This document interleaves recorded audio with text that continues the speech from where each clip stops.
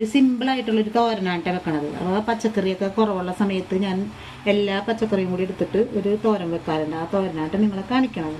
അപ്പോൾ അതെങ്ങനെയാണെന്ന് നമുക്ക് കാണാം. അപ്പോൾ ഒരു ചട്ടി വെച്ചിട്ട് അതിലോട്ട് 1 ടീസ്പൂൺ വെളിച്ചെണ്ണ ഒഴിച്ച് കൊടുത്തിട്ടുണ്ട്. അതൊന്ന് ചൂടായി വരുമ്പോഴേക്കും നമുക്ക് ഒരു നുള്ള് ജീരകം ഇട്ട് കൊടുക്കാം കേട്ടോ. ഒരു നുള്ള് ജീരകം പൊട്ടി വരുമ്പോഴേക്കും നമുക്ക് ഒരു 1/2 ടീസ്പൂൺ കടുക്,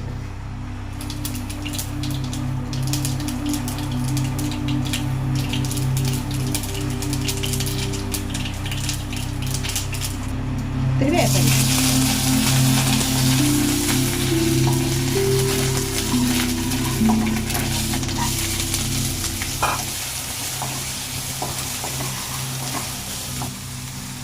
നമുക്ക് കോവക്ക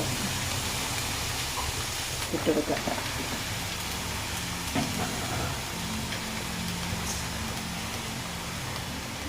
ബീൻസ് ഇട്ടെടുക്കാം. നന്നായിട്ട് മിക്സ് ചെയ്ത് കൊടുക്കാം. സവാള വേണമെങ്കിൽ നമുക്ക് ഈ പച്ചക്കറിയുടെ കൂട്ടത്തിൽ ഇടാം.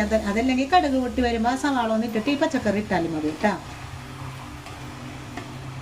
സവാള ഒന്നും അധികം വഴന്നൊന്നും പോകണ്ട.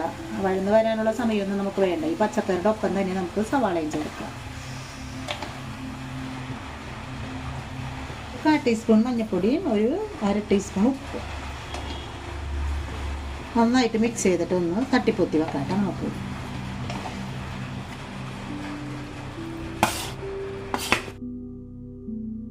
ഒരു 4 ടീസ്പൂൺ നമ്മുടെ തേങ്ങ എടുത്തിട്ടുണ്ട് കേട്ടോ.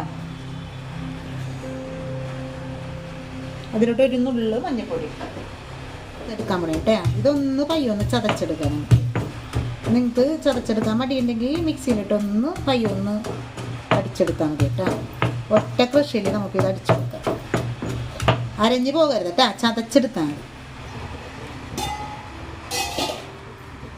ഒരു 2 പച്ചമുളക് വട്ടത്തിൽ അരിഞ്ഞതാണ് ഇട്ട് കൊടുക്കുക.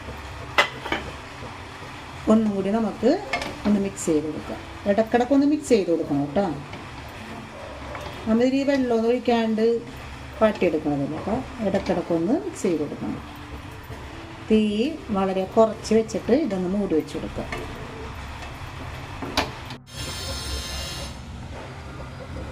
അപ്പം നമ്മുടെ പച്ചക്കറി വാടി വന്നിട്ടുണ്ട്. നമുക്ക് ഇത് നമ്മൾ നേരത്തെ ചതച്ച് വെച്ച തേങ്ങയില്ലേ അതിട്ട് കൊടുക്കാം കേട്ടോ.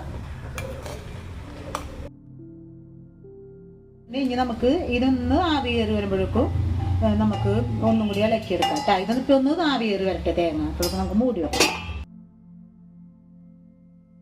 അപ്പം നമ്മുടെ പച്ചക്കറികളെല്ലാം വെന്ത് വന്നിട്ടുണ്ട് കേട്ടോ.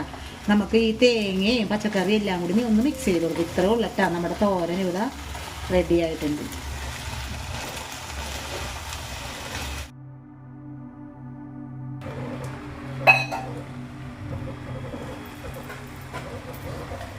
അപ്പോൾ നമ്മുടെ തോരൻ ഇവിടെ റെഡി ആയിട്ടുണ്ട്. വളരെ എളുപ്പത്തിൽ ചെയ്യാൻ പറ്റിയ ഒരു തോരനാണ്. ഇതെല്ലാവരും റെഡിയാക്കണം കേട്ടോ.